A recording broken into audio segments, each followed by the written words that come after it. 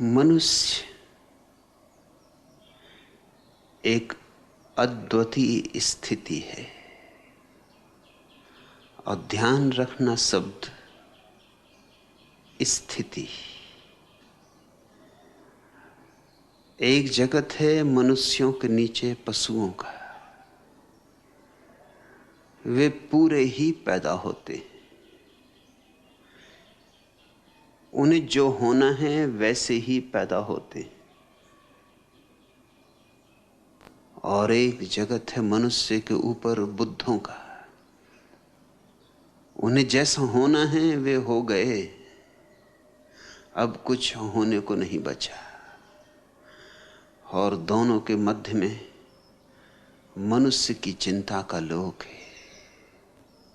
उसे जो होना है अभी हुआ नहीं, जो नहीं होना है वह अभी है। इसलिए तनाव है, खिंचाव है, पीछे की तरफ खींचता है पशुओं का लोक, पक्षियों का लोक, वृक्षों का लोक, नदी पहाड़ों का लोक। आगे की तरफ खींचता है बुद्धों का लोक, जिनों का लोक, तीर्थंकरों का लोक, अवतारों का लोक। दोनों आकर्षण प्रबल हैं। पीछे के आकर्षण का बल यह है कि वह हमारा अनुभव है, अचेतन में दबा हुआ। उन सारी योनियों से हम यात्रा करके आए हैं, वे जानी मानी हैं, परिचित हैं।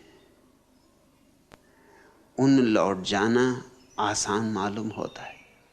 इसलिए शराब और शराब जैसे मादक द्रव्यों का इतना प्रभाव है।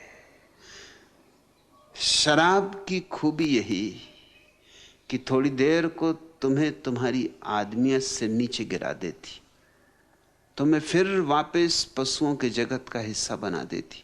वही शांति, वही सन्नाटा, वही निश्चिंत भाव सुखद मालूम होता है, लेकिन वापस तो लौटना ही होगा। थोड़ी बहुत देर नशे में डूबकर फिर वहीं लौट आओगे जहां थे, और भी ज्यादा चिंताओं में। क्योंकि जितनी देर तुम बेहोश रहे चिंताएं बढ़ती रहीं। चिंताएं तुम्हारी बेहोशी की फिक्र नहीं करती। फिर रोज रोज ज्यादा शराब, ज्यादा मादक द्रव्य लेने होंगे, क्योंकि तुम उनके अभ्यस्त होने लगोगे। लोग इतने अभ्यस्त हो सकते हैं कि तुम्हें पता ही ना चले कि वे पिए हुए। मेरे एक मित्र हैं, पुराने पियक्कड़ हैं, गहरे पियक्कड़ हैं। उनकी शादी हुई, 5 साल बाद उनकी पत्नी को पता चला कि वो शराब पीते, क्योंकि एक दिन घर वो बिना पिए आ गए। जिस दिन बिना पिए आए उस दिन पता चला। रोज पी के आते थे तो बिल्कुल स्वाभाविक मालूम होते थे, बिना पिए आए तो थोड़े डगमगाते थे, थोड़े अस्त व्यस्त थे, थोड़े बेचैन थे। जिस दिन बिना पिए आए उस दिन पत्नी को शक हुआ कि कुछ गड़बड़ है।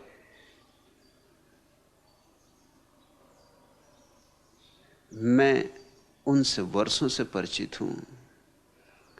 कितना ही उन्हें पिला दो, तुम ऊपर से जांच करके बता नहीं सकते कि वो पिए हुए। अभ्यस्त हो गए, शरीर ने इस नए रसायन को सीख लिया। और फिर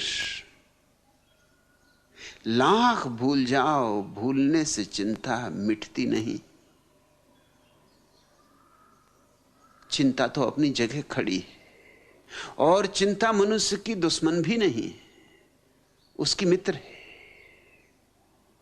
चिंता का कांटा ही तो उसे आगे बढ़ाता है, वही तो उसकी चुनौती है।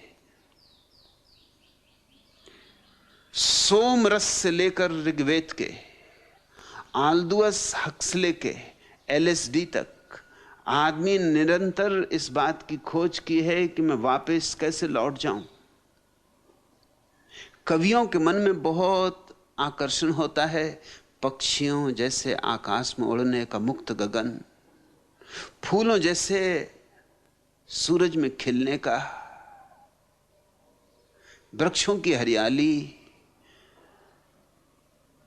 नदियों का कलकल नाद, सागर में उठते तूफान और आंधियां, आकाश में गरजते बादल और कड़कती बिजलियां। और कवि आतुर हो आता है लौट चले पीछे को। यह आकस्मिक नहीं है कि कवि, चित्रकार, संगीतज्ञ आम तौर से मादक द्रव्यों में उत्सुक हो जाते। इसके पीछे कारण है, वो पीछे लौटना चाहते हैं। और पीछे लौटने का एक ही उपाय है, हम कैसे भूल जाएं उस जगह को जहां की हम। मगर समय में पीछे लौटा ही नहीं जा सकता। एक बाप अपने छोटे से बेटे को समझा रहा था नेपोलियन का प्रसिद्ध वचन कि इस जगत में कुछ भी असंभव नहीं। उसके बेटे ने कहा रुको, 1 मिनट रुको, मैं भी आया। मैं अभी सिद्ध करता हूं कि एक चीज निश्चित असंभव, मैं बहुत दिन से करके देख रहा हूं, संभव होती नहीं।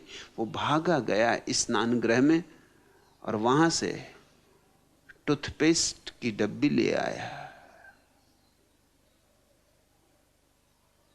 टूथपेस्ट के ट्यूब को निकाल के उसने 2 जोर से पिचका के टूथपेस्ट बाहर निकाल दिया और अपने बाप को कहा अब इसको फिर भीतर करके दिखा दो। तो मैं मान लूंगा कि नेपोलियन ठीक कहता है कि जगत में कुछ भी असंभव नहीं।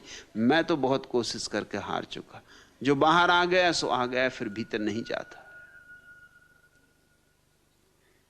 इस छोटे से बच्चे ने अपने ढंग से एक महत्वपूर्ण बात कह दी।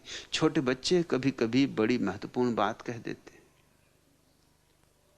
इसने यह कह दिया कि कुछ चीजें वापस नहीं लौटती और समय तो निश्चित ही वापस नहीं लौटता है।